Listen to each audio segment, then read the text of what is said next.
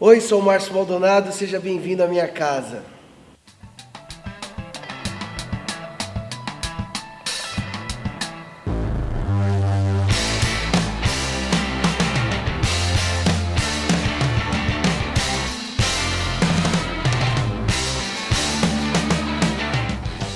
Hoje eu tenho o privilégio e o prazer de receber aqui um grande amigo que nós nos conhecemos nas ações missionárias do Piauí, Melquisedeque Gomes, Melquisadoc, seja bem-vindo em casa. É um prazer poder ter você aqui, cara. O Melqui tem um coração incrível, uma pessoa incrível que eu tenho o privilégio de ter aqui conosco, compartilhando a mesa. E ele é um cara que tem tocado as nações, tem tocado a nossa nação.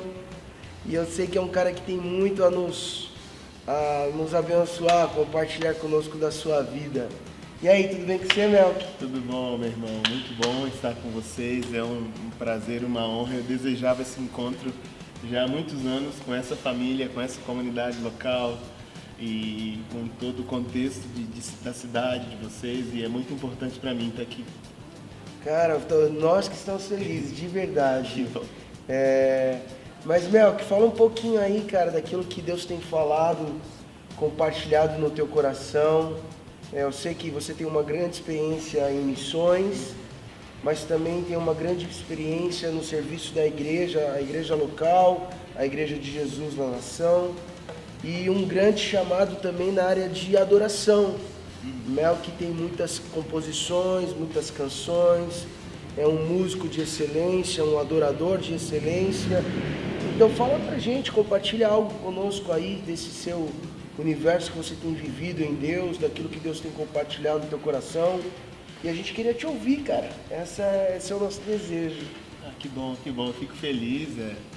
A adoração para nós é conhecimento, né? Conhecer a Deus, primeiramente. Antes de ter um entendimento para se prostrar, para ter devoção, é necessário conhecer. É interessante que Jesus, em João 4, para a samaritana, ele falou para ela: olha, vocês adoram o que vocês não conhecem. Então, na realidade, vocês não estão adorando. Essa adoração, ela não é em espírito e em verdade. Então, vocês estão fazendo alguma coisa, mas isso não é adoração. E uma coisa para nós que eu gostaria que a gente pensasse, meditasse e conversasse a respeito de Atos 17, né? Atos 17, versículo 22, né? Fala sobre Paulo, uma realidade que ele estava vivendo naqueles dias. Então Paulo se levantou diante do conselho e assim se dirigiu aos membros, homens de Atenas: vejo que em todos os aspectos vocês são muito religiosos, pois enquanto andava pela cidade, deparei em seus diversos altares. Um deles trazia a seguinte inscrição: ao Deus desconhecido. Esse Deus que vocês adoram sem conhecer é exatamente aquele que lhes falo. Uau. Ele é o Deus que fez o mundo e tudo que nele há, uma vez que é Senhor dos céus e da terra, e não habita em templos feitos por mãos de homens. Uau.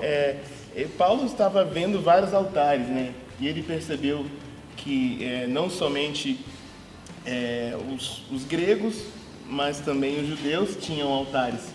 E uma coisa que ele falou que confrontava a sua própria etnia, né? O judaísmo, que acreditava que Deus estava no templo, né, em Israel e tal. E Paulo fala: olha, eu vejo vários altares aqui, eu vejo vários altares na Grécia, em Israel, tem muitos altares por aí. Mas o Deus que eu estou falando, ele não habita nesses templos. Ele não está limitado a nenhuma etnia, nenhuma cultura. Por mais que nós sejamos um povo separado por Deus, segundo a nossa linhagem, mas ele é o Deus desconhecido que eu ouvi falar. E para a gente se aprofundar nisso, a gente tem que entender o contexto que o escritor de Hebreus fala profundamente, trazendo um resgate sobre o sacerdócio de Jesus, que é o sacerdócio ao Deus Altíssimo, o sacerdócio de Melquisedeque. Por coincidência, meu nome também. Então, falando sobre adoração e identidade, é importante você se aprofundar nesses livros, né? em Hebreus, se aprofundar também nessa realidade do contato de Abraão com o Senhor diretamente, sem nenhuma mediação do judaísmo. É interessante nós percebermos. Tem um livro que eu quero indicar do Don Richardson, um livro chamado Fator Melquisedeque também. Tá fazendo propaganda dele, então, assim, é um sacerdócio que a gente precisa resgatar. Eu acho que nesses dias, tudo nós relacionamos muito a um lugar, a uma pessoa, a uma música. E Paulo vem resgatando, olha, não é... Tem muito altar, tem muita música, tem muita arte, tem muita expressão, tem muita gente fazendo um monte de coisa, sacrificando, mas eu venho trazer um resgate, venho falar do Deus desconhecido. E ele falava tanto para os pagãos e tanto para os judeus. E o escritor de Hebreus falou, olha, vocês têm muita apreciação pelo sacerdócio levítico, só que quando Melquisedeque chegou e quando tinha aquele contato com Abraão, Levi não era nem nascido. Já viu o sacerdócio anterior, não é? Sim. Então é interessante nós entendermos isso para um resgate geracional na nossa nação. A nossa nação é uma nação, né, que desde 1500, com invasões e tal, desde quando começaram as invasões e a colonização, sempre tentaram trazer para nós que aquilo que a gente tem, que aquilo que a gente tinha como nação não era o suficiente. Sim. E aí os colonizadores vieram, não, você precisa desse espelho, você precisa dessa roupa, você precisa dessa coisa, você precisa fazer assim. Então, assim, culturalmente, a gente sofre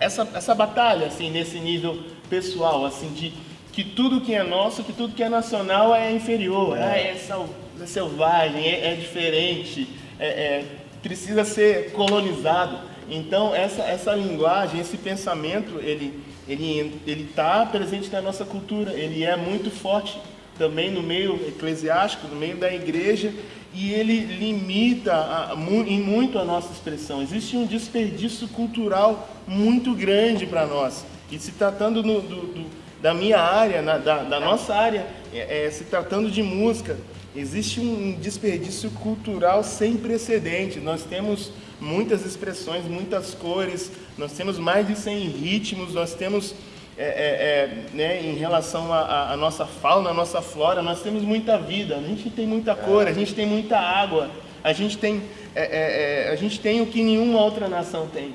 Uma coisa interessante que o Melk faz é justamente esse resgate de tudo aquilo que às vezes a gente deixa, né, meio que esquecido, né? Sim. E a gente vê isso nas tuas músicas, sim, na tua arte, essa multicolorido, não é? Multi-expressões artísticas, sim, resgate de muitas coisas, que às vezes até a igreja hoje em dia dá uma menosprezada, não é?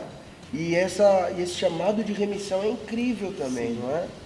Sim, nós precisamos, eu acho uma coisa interessante no Brasil, quando um artista se converte, a maior comoção que a gente vê no contexto de igreja brasileira, não é política, não é nada. Quando um artista se converte, existe uma comoção nacional, todo mundo fala, todo mundo se emociona, todo mundo... Mas eu penso assim, o nosso ambiente eclesiástico, ele não promove para essas pessoas que estão bem dentro da cultura, da raiz, da essência, ela não promove, o nosso ambiente, ele é muito colonizado, ele não promove para essas pessoas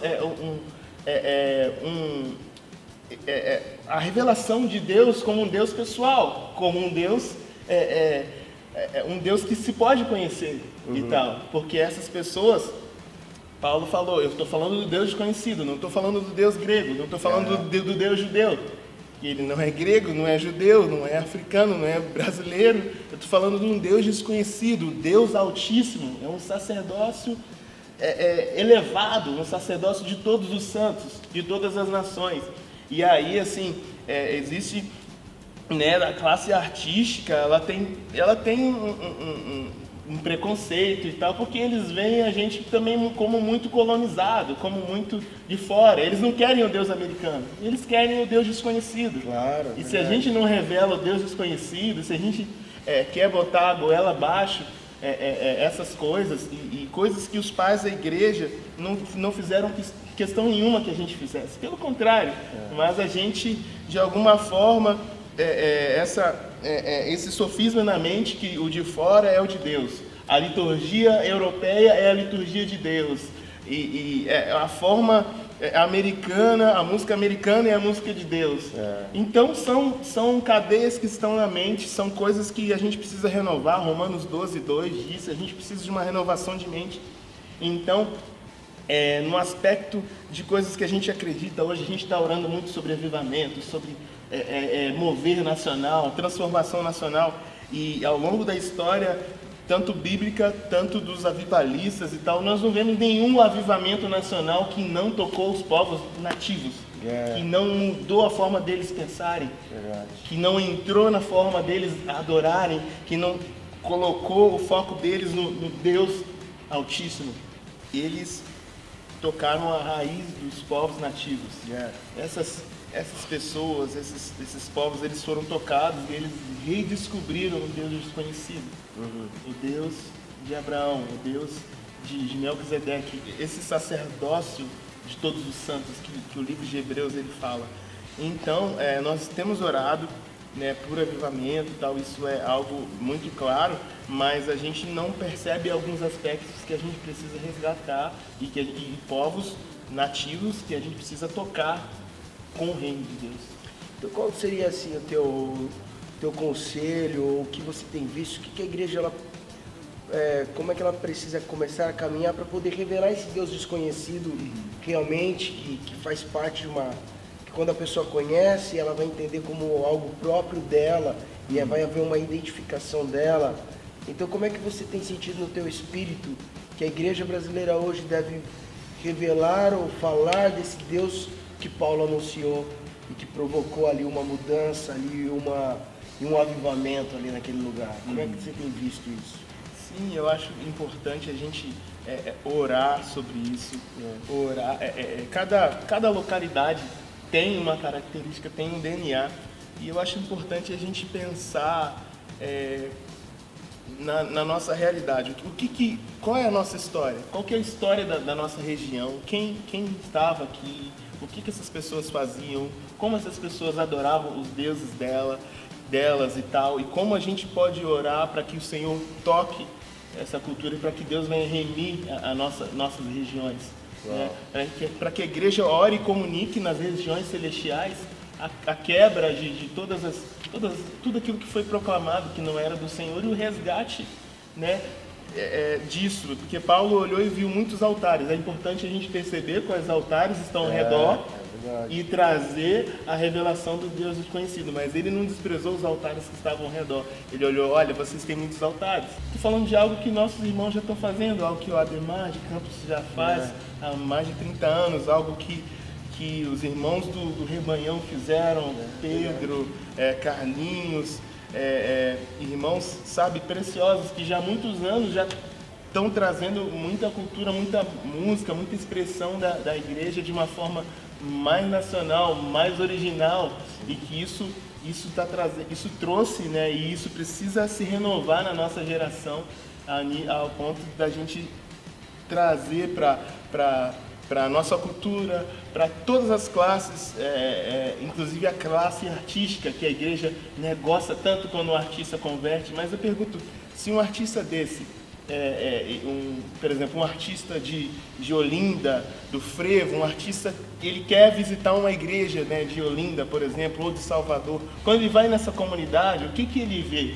Ele vê um culto americano, um Deus americano, ou um Deus desconhecido, ou um Deus que quer se revelar para ele, né? Eu não estou falando de um extremismo, mas eu estou falando de mais naturalidade, e mais originalidade, mais verdade, mais simplicidade, né, na nossa forma de cultuar, e menos cópia, e menos colonização litúrgica no nosso meio.